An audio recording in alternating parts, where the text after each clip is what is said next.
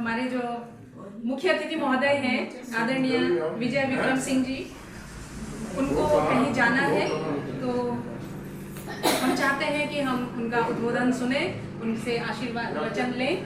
तो बहुत ही आदर और सम्मान के साथ महोदय आपको आमंत्रित करती हूँ, आप आएँ और हमें कृतार्थ करें। बहुत बहुत अभिनंदन।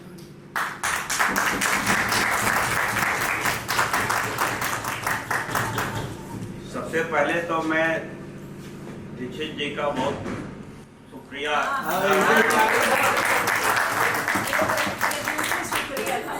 कि उन्होंने मुझे ऐसी जगह पर आने का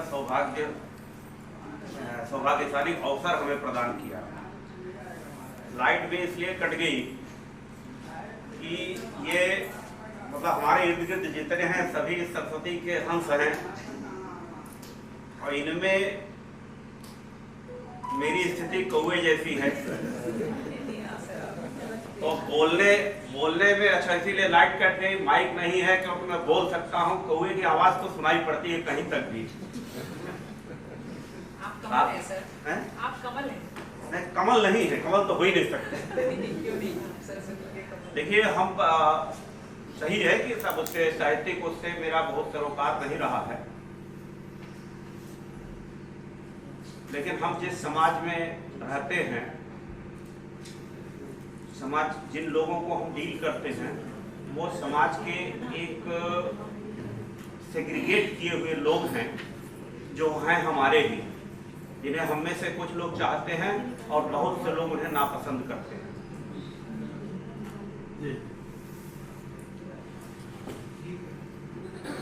तो अनुभूतियां जो है, जैसे कई सब सम्मेलन आपने कहा जो है कि उसमें क्या कहेंगे, प्रशस्ति वाचन या शस्ति वाचन क्या कहेंगे, तो हाँ, तो जेलों में कवि सम्मेलन आयोजित कराए जाते हैं। हम लोग की कोशिश रहती है तरह तरह से किसी प्रकार से किस तरीके से उनके मनोभाव परिवर्तित हो सके।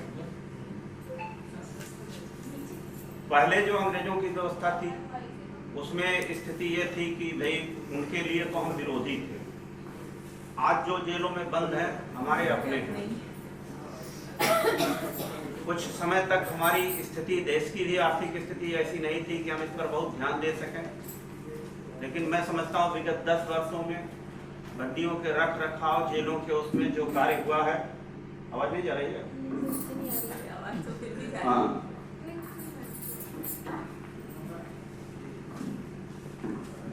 बहुत ही सराहनीय कार्य हुआ है और उनके अंदर जो है, उनके रख रखाव में जितने आपकी मानवीय संवेदनाएं हैं, जितने तरीके हो सकते हैं, शुद्ध साफ भोजन, बढ़िया रख रखाव, उनके साथ मानवीय व्यवहार।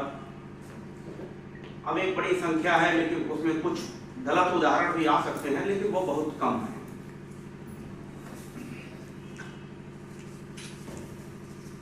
और आप लोग हम क्या बोले, हमें यह समझ में नहीं आ रहा। आप सब जो करते हैं वही बोलिए। नहीं, हम आप जो करते हैं वो हम बोलते हैं। आप इतना अच्छा कर रहे हैं, बहुत अच्छा लगता है। देखिए, नहीं, आप लोगों का जो वो है, देखिए आज के युग में साहित्य की तो कोई सामाजिक स्वीकार्यता नहीं है, ठीक है ना? नहीं, अंग्रेजी में भी साहित्य की स्वीकार्यता नहीं, अंग्रेजी बोलने के लिए हम उपयोग करते हैं। साहित्यिक जो है, साहित्य में आपको मेहनत, लगन, इमोशन, सारी चीजें हैं। तो ये जो आपका काव्यांगन है, ये हमारे हिंदी साहित्य की सेवा में जो कर रहा है, इतने लोग जुटे हैं, साहित्यकारों से तो मुलाकात होती है, लेकिन इतने लोगों से एक साथ हमारी पहली मुलाकात हुई। देख करके मैं वैसे ही दूसरी चीज जो है कि काव्य एक ऐसी विधा है, देखिए बाकी सारे गद्य और विचार जो भी लिखे जाते हैं उसमें पढ़ा लिखा होना जरूरी है, विद्वान होना जरूरी है। कविता एक ऐसी विधा है जो केवल भावनाओं की चीज है, इसीलिए जब असली काव्य लेखक आते हैं और जो पढ़ने वाले जो जोर शोर से जोरदार कविताएं करते हैं, दोनों में बड़ा अंतर हो जाता है। कविता भावनाओं की चीज है, उसमें न पढ़े लिखे होने का कोई मतलब नहीं है। सभी के लिए केवल भावनाओं से कविता निकलती है। तो ऐसी विधा का अगर पोषण हमारा काव्यांगन कर रहा है तो मेरी ढेर सारी शुभकामनाएं काव्यांगन के लिए। आप लोग आज के समय में, भौतिकवादी समय में, मैं निश्चित रूप से समझता हूं कि आप अपना ही कुछ लगा करके कविता कर रहे हैं। जहां हर आदमी किसी से बात करने के लिए बात इसलिए करता है कि उसका कुछ लाभ हो, तो आप सभी लोग अपना कुछ लगा करके ही कविता की सेवा कर रहे हैं। आप सभी को मेरा सादर प्रणाम है। तो इस तरह से जो हिंदी साहित्य के लिए आप लोग कर रहे हैं, हम इसमें कुछ भी जो है, हम लोग तो मतलब निरर्थक एक तरह से हैं। ये मैं तब से बैठा महसूस कर रहा था कि आखिर इतने लोग हैं, हम लोग क्या करते हैं? आप तो जिंदगी बनाते हैं। आप तो जिंदगी जो जिन्हें समाज ने अलग कर दिया उनको बना रहे हैं। कोई किसी को नहीं बनाता है। जिंदगी का एक बहुत बढ़िया फलसफा आपसे अपने से निकलता है। ये छोटा सा बिंदु रख के मैं विदा ले लूंगा। और आप बोल रहे हैं आप साहित्यकार नहीं हैं। ये कितना बढ़िया अच्छा निकल के आ रहा है। तो एक स्त्री है, एक पुरुष है। पुरुष अपने आप को बहुत मजबूत समझता है। ईश्वर उसकी हैसियत बताते हैं कि बाल रोकने का प्रयास करता है तो गिर जाता है, और दाढ़ी छीलने का प्रयास करता है तो खत्म नहीं होती।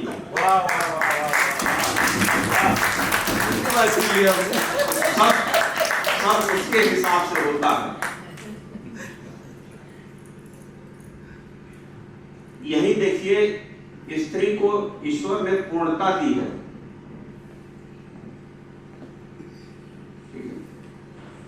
उसे छीलने की जरूरत नहीं पड़ती, और नॉर्मली तो गिरता नहीं। रेयरली कोई बीमारी किसी को हो जाए तो हमसे आपसे श्रेष्ठ ये लोग।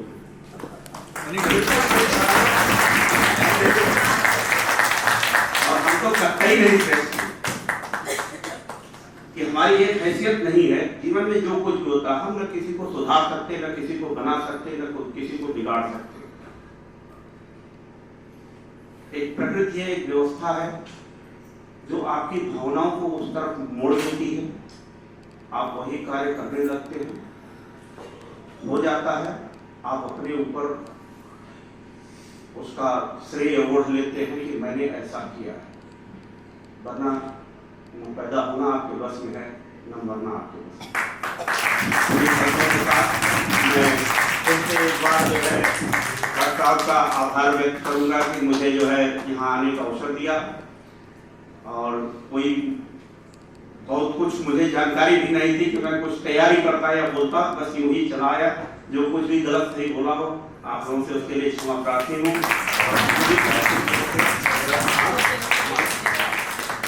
धन्यवाद।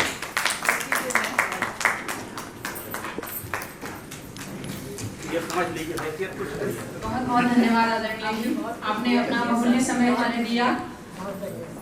हम अच्छा, आपके ऋणी हैं। आइए सर, चलिए कभी दर्शन होंगे आपके। हाँ, शर्मा जी ने अपनी छटा बिखेरी थी हमारे मंच पर। अब हम जिन्हें बुलाने जा रहे हैं, जिन्हें आमंत्रित कर रहे हैं, हमारे बहुत ही वरिष्ठ सदस्य हैं। बहुत ही आदर और सम्मान के साथ मैं आमंत्रित कर रही हूँ, जिनके दिल अभी तक नहीं खुले हैं, जिनका अभी तक एक दूसरे से ज्यादा मिलना जुलना बातचीत प्रारंभ नहीं हुई है। उनके दिलों के ताले खोलेंगे वो, क्योंकि आपको पता होगा कि उस नगरी के ताले बहुत मशहूर हैं। तो मैं बहुत ही आदर और सम्मान के साथ बुलाऊंगी कि ताला नगरी अलीगढ़ से हमारे बीच उपस्थित हुए हैं आदरणीय वरिष्ठ साहित्यकार कालीचरण जी। आप भारत सरकार के नवीन और नवीनीकरण ऊर्जा मंत्रालय से 27 वर्षों तक सेवा के उपरांत पुस्तकालय अध्यक्ष के पद से सेवानिवृत्त हुए हैं और आप ज्ञान, विज्ञान, पर्यावरण, अध्यात्म, निबंध, आलेख, उपन्यास, कविता आदि अनेक विधाओं में लेखन करते आते हैं। आपकी बहुत सी पुस्तकें प्रकाशित हो चुकी हैं। काव्यांगन के काव्य संग्रह हर कदम साथ हैं कि आप सहभागी हैं। आपसे विनम्र अनुरोध है कि आप आए और अपनी काव्य गंगा से हमें अभिसिंचित करें। हार्दिक स्वागत, अभिनंदन।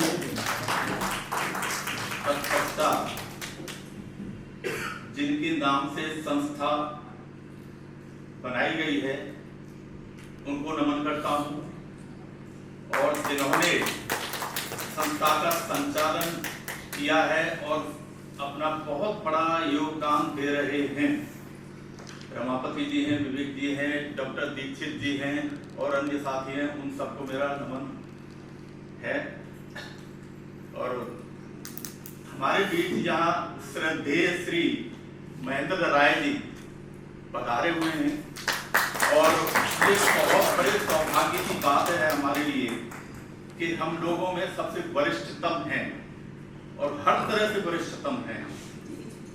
हम उनके बच्चों के समान हैं और यहाँ 3 पीढ़ियां तकरीबन उपस्थित हैं और ज्यादातर को पता होगा ही कि मैं पेड़ पौधों के बारे में लिखता हूँ और मेरा आग्रह होगा कि कम से कम 5-7 मिनट मुझे दी जाएं जो अपनी बात को मैं कह सकूं जो है। और तो बात को आगे बढ़ाते हुए मैं सबसे पहले एक छोटी सी मेरी छोटी कविताएं हैं, ज्यादा लंबी चौड़ी नहीं है। वृक्ष और वृत्त संतुलन।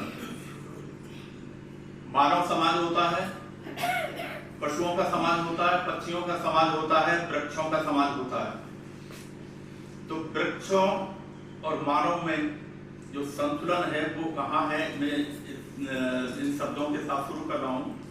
तो वृत्त और वृक्ष पुरातन स्तंभ, वृत्त और वृक्ष पुरातन स्तंभ और वृत्त और वृक्ष पुरातन स्तंभ, एक समान दूसरा प्रकृति। दोनों ही माया से हैं संचालित, अन्यथा हो जाती उनमें विकृति। दोनों एक दूसरे के लिए पूरक हैं और दोनों ही स्वयं फलदायी और वृद्ध करायमान बना रहे सदा, जबकि वृक्ष रहे सदा स्थायी। लाल रक्त रंग संबंध रहे वृद्धों से, हमारे जो संबंध है लाल रक्त संबंध रहे वृद्धों से और आशीर्वाद से वंश एक नया मिला। और हरित रक्त संबंध रहा वृक्षों से, उनसे भी अमूल्य स्वास्थ्य मिला। जब हम बीमार हो जाते हैं तो ये वगैरह पीते तो वो सब उनसे मिलता है। लाल रक्त रंग संबंध रहा वृद्धों से, आशीर्वाद से वंश एक नया मिला। और हरित रक्त संबंध रहा वृक्षों से, उनसे भी अमूल्य स्वास्थ्य मिला। कीट पतंगे आश्रित रहे वृक्षों पर, विचलित हो जाते कट जाने से, वैसे ही आज परेशान वृद्ध हो रहे स्वरक्त पीढ़ी साथ न निभाने से।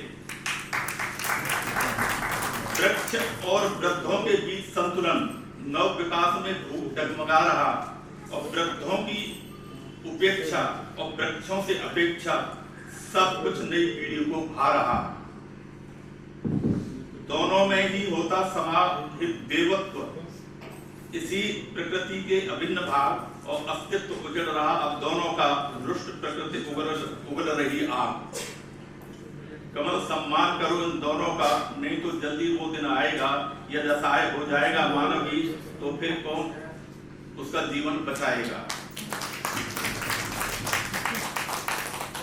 इसके बाद दूसरी है वृक्ष पर्ण। उस पर जो पत्ते होते हैं उन्हीं के बारे में कुछ चिंतन किया है। तो विशाल वृक्ष खड़ा नदी किनारे, विशाल वृक्ष खड़ा नदी किनारे, होते प्रसन्न देख राहगीर सारे। छाया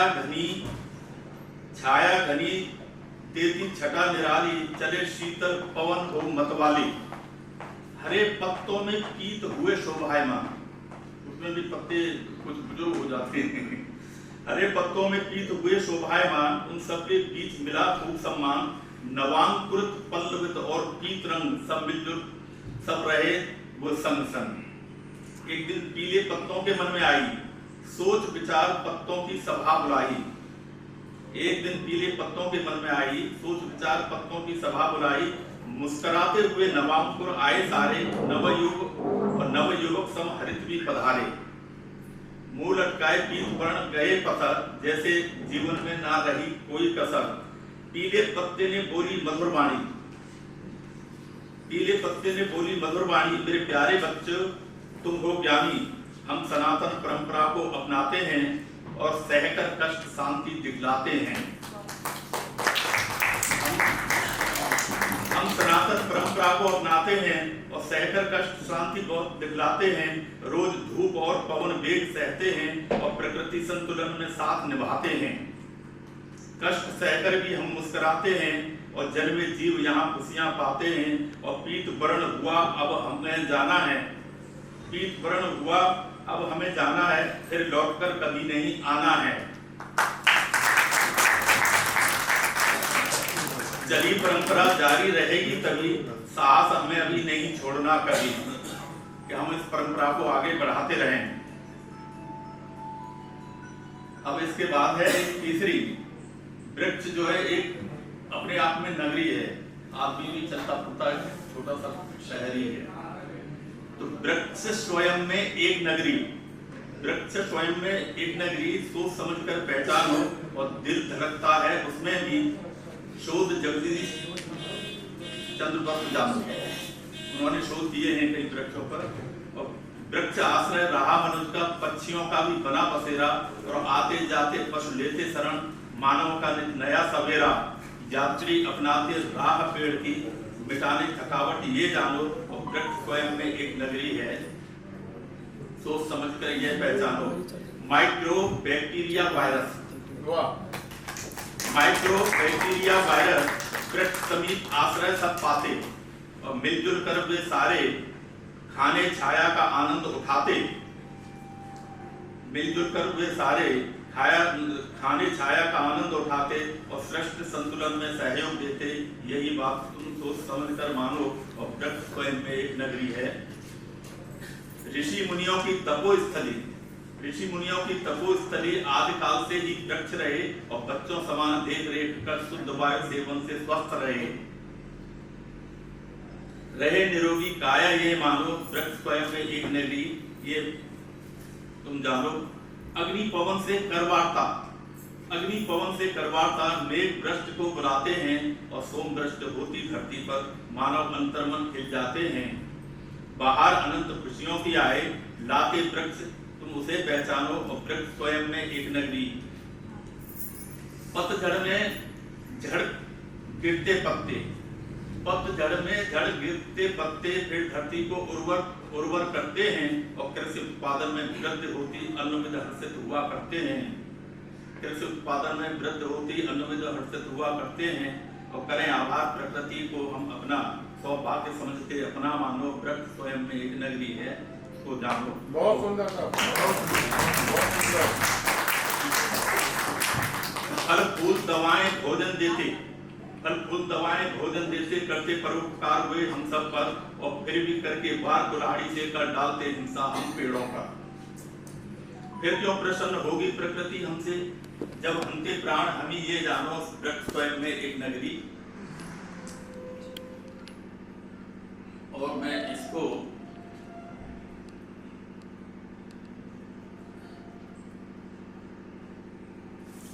सोम रस अस्तित्व, हम कहते हैं कि सोम रस कहाँ है, सत्य यही है। सोम रस ढूंढते हम इधर उधर, कहाँ कहाँ ये मिल पाता है। और भरा सोम व्यापक नभाकाश हर जगह सुलभ हो जाता है। फल फूल रहा सुंदर जीवन इसी सोम के कारण स्वरूप, फल फूल रहा सुंदर जीवन इसी सोम के कारण स्वरूप। और भले ही अनेक श्रेणियां इसकी, फिर भी व्यापक एक ही रूप। विस्तृत नवम अध्याय ऋग्वेद का, ये ऋग्वेद में भी कहा, विस्तृत नवम अध्याय ऋग्वेद का ऋषि मुनि गाई ऋचाएं अति सुंदर और सुंदर यज्ञ विधान दिया जगत को सोमवल्ली रस आहुति देकर। वनस्पति जगत का स्वामी सोम वृक्षों के अंदर कर रहा निवास। वनस्पति जगत का स्वामी सोम वृक्षों के अंदर कर रहा निवास और सराबोर हरित रस इन वृक्षों में आलोकित हो जीवन उदास। सूर्य पुत्री ऊषा नित्य सुबह स्वर्णिम किरणों से पुष्ट रहे और छान कर शुद्ध करे सोम रस जिसे पाकर जीव संतुष्ट रहे। और मेघ दृष्टि से प्रसन्न होता जीवन, मेघ दृष्टि से प्रसन्न होता जीवन, रस फलों का रखे सर्वदा स्वस्थ और सद्भरा जड़ी बूटियों के अंदर कभी न होते तन मन अस्वस्थ। सोम रस जल में वास करे निरंतर, चाहे जल पर्वत पर या फिर हो समुद्र। शुद्ध और प्रदूषित जल में रहता सोम प्रभाव क्षमता का अंतर। गंदा होगा तो कम ही हो जाएगा। हरित वनस्पति रस तेज असर, हर्ता स्वस्थ रक्त रंग दुष्प्रभाव, क्योंकि वनस्पति में रहे समाहित सोम रस का नहीं मिलता अभाव। मानव वाणी मिठास भरा सोम से, मानव वाणी मिठास भरा सोम से, जैसे मधुर वाणी रही श्री हनुमान। हनुमान जी की वाणी बहुत मशहूर है। तो मानव वाणी भरा मिठास से भरा सोम से, जैसे मधुर वाणी रही श्री हनुमान। और हुआ पता वेद वर्ण आख्यान से शक्तिशाली वो उनकी वाणी महान। सत्य प्रेम मार्ग को जो अपनाता उसका भी जीवन विकसित करता और कदम कदम पर निर्भर धरे सो वही सो हमको पोषित करता। और अगर आपकी आज्ञा हो तो मैं स्वास्थ्य के बारे में भी थोड़ा सा जो है कुछ कहना चाह रहा हूँ।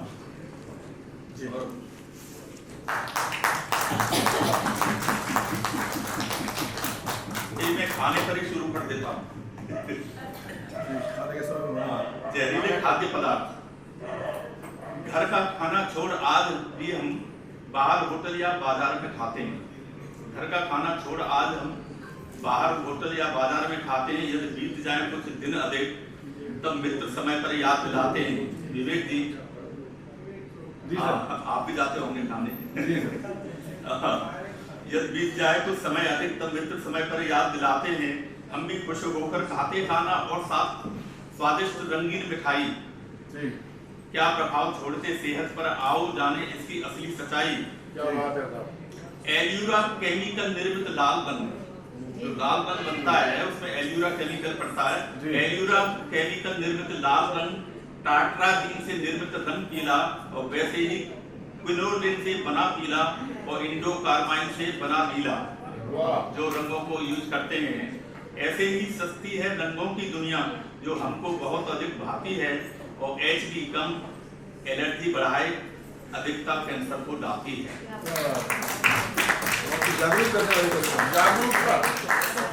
ऐसी ही सस्ती है रंगों की दुनिया जो हमको बहुत भाती है, और एचडी कम, एलर्जी बढ़ाए, अधिकता कैंसर को लाती है। त्वचा, सांस, नेत्र जैसे सभी रोगों में कृत्रिम नीला रंग वृद्धि कर देता है।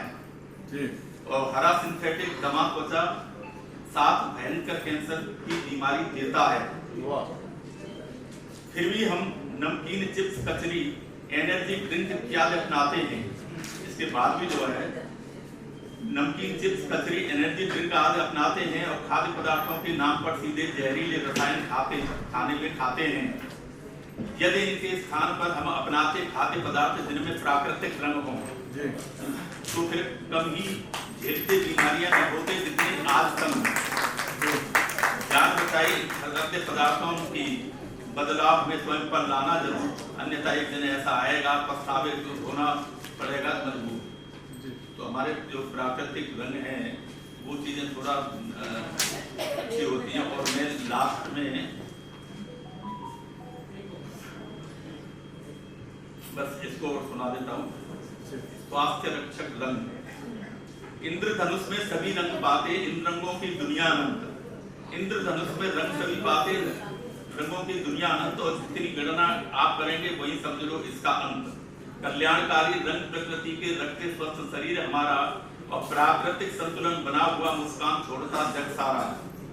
छोड़ दिए सनातनी रंग पुराने, अपने नए नए रंग बना डाले, और चमक दमक की दुनिया भांति पड़ गए हमें सेहत के लाले। नवीन रंगाकर्षण से हम अब हो गए पूरी तरह से आदि शुरुआत हुई यहीं से अपनी आज हो रही स्वास्थ्य की बर्बादी। अब ये जो डाई के कलर होते हैं तो एजो रिएक्टिव एसिड रंजक सभी में अम्ल बेंजीन सोडा और प्रयोग जरूरी है रंग काले में कहीं अधिक कहीं थोड़ा। घातक प्रभाव विषाक्त हो रहा, एलर्जी दमा बीमारियां लाते, यदि करते प्राकृतिक रंग उपयोग तो स्वास्थ्य सही हम रख पाते। अब यहाँ आगे कहा है कि जामुन टमाटर गेरू चुकंदर इनसे भी बन सकते हैं।